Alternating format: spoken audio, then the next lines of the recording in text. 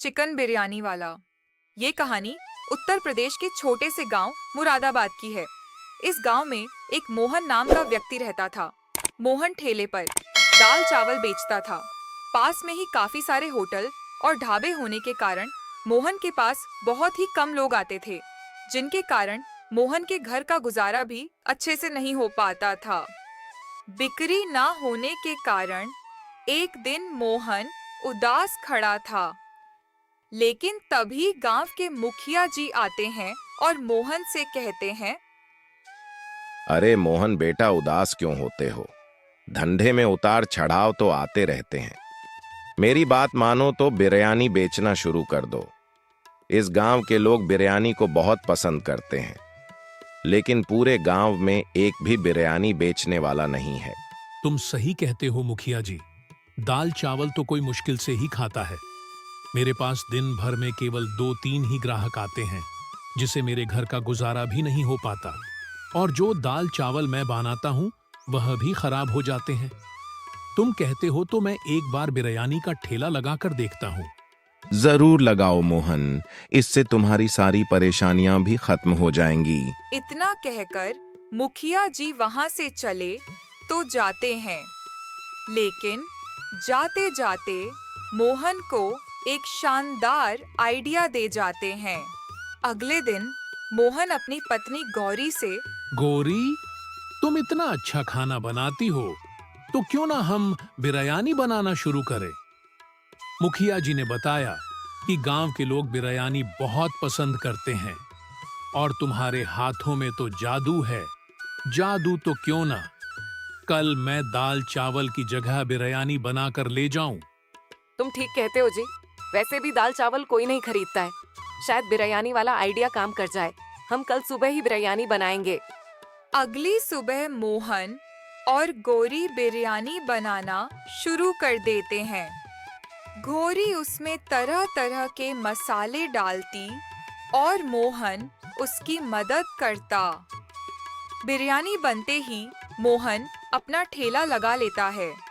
मोहन की बिरयानी की खुशबू पूरे बाजार में फैल जाती है और धीरे धीरे मोहन की दुकान पर भीड़ लगना शुरू हो जाती है और थोड़ी ही देर में मोहन की सारी बिरयानी बिक जाती है। मोहन बहुत खुश हो जाता है। धीरे धीरे ऐसा रोज होने लगा। मोहन की बिरयानी हाथों हाथ बिकने लगी थी। ये सब होता हुआ एक दिन उसके दोस्त राजू की पत्नी देख लेती है और वह गुस्से के मारे आग बबूला हो जाती है। राजू मोहन का बहुत ही पक्का दोस्त था और साथ ही साथ बहुत आलसी भी। अगले दिन राजू की पत्नी उसे कहती है, सुनो जी, वह तुम्हारा दोस्त मोहन अपना बिरयानी का ठेला लगाकर बहुत पैसे कमा रहा है और एक तुम हो जो दिन रात सोते रहते हो। ये सुनकर राजू समझ गया था कि उसकी पत्नी विमला उसके दोस्त मोहन की तरक्की से जल रही है और वह भी अब उससे बिरयानी का ठेला लगवाना चाहती है।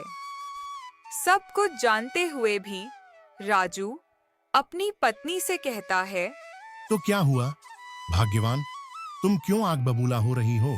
मैं जानता हूँ कि तुम भी यही चाहती हो कि मैं बिरयानी का ठेला लगाऊं, लेकिन लगाने में और बेचने में बहुत फर्क होता है। मोहन की पत्नी के हाथ का खाना ऐसा होता है जैसे स्वर्ग का हो और तुम्हारे हाथ का ऐसा होता है जैसे किसी ने बस चमचा घुमा दिया हो।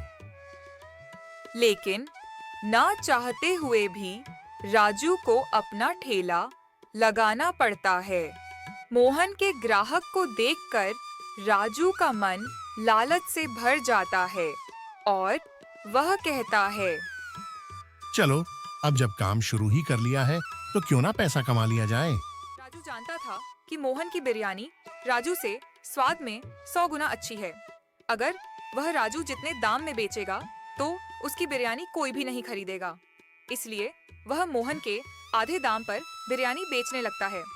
लेकिन वह खराब मांस का प्रयोग करने लगता है।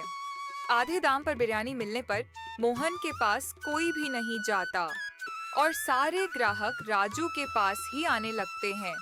ऐसे ही मोहन के पास 2 ग्राहक आते हैं और कहते हैं, अरे भाई, एक प्लेट बिरयानी कितने की दी है? 50 रुपये की प्लेट। लेकिन भाई, बगल वाली दुकान वाला तो 25 रुपए प्लेट दे रहा है।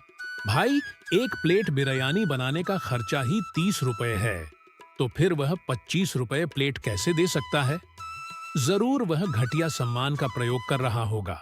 लेकिन ग्राहक उसकी बात न मानकर राजू की दुकान पर चले जाते हैं। राजू इतनी सस्ती बिरयानी कैसे बेच सकता है? अगर मैंने 25 रुपए प्लेट कर दी तो मुझे और घाटा हो जाएगा। जरूर ये कुछ ना कुछ घोटाला कर रहा है। अगले दिन मोहन राजू का पीछा करता है और वह देखता है कि राजू अब्दुल कसाई से बात कर रहा है और कह रहा है, अरे अब्दुल भाई, तुम्हारी वजह से तो मेरा बहुत पैसा बच रहा है। अगर तुम नहीं होते तो पता नहीं मैं किससे ये खराब मीट सस्ते दामों में खरीदता। अरे कोई बात नहीं भाई, वैसे भी मैं ये मीट फेंकता ही था और अब तुम इसे खरीद लेते हो। तुम्हारे साथ साथ मुझे भी फायदा हो रहा है। उन दोनों की ये बात सुनकर मोहन हैरान हो जाता है। धीरे धीरे ये बात पूरे गांव में फैल जाती है। उस दिन के बाद कोई भी राजू से बिरयानी नहीं खरीदता है और मोहन की दुकान पर फिर से भीड़ लगना शुरू हो जाती है। इस कहानी से हमें यह सीख मिलती है कि हमें हमेशा अपना काम ईमानदारी के साथ करना चाहिए। दोस्तों, अगर आपको हमारी वीडियो अच्छी लगी हो या आप ऐसी वीडियो देखना पसंद करते हैं तो हमारे चैनल को जरूर सब्सक्राइब करें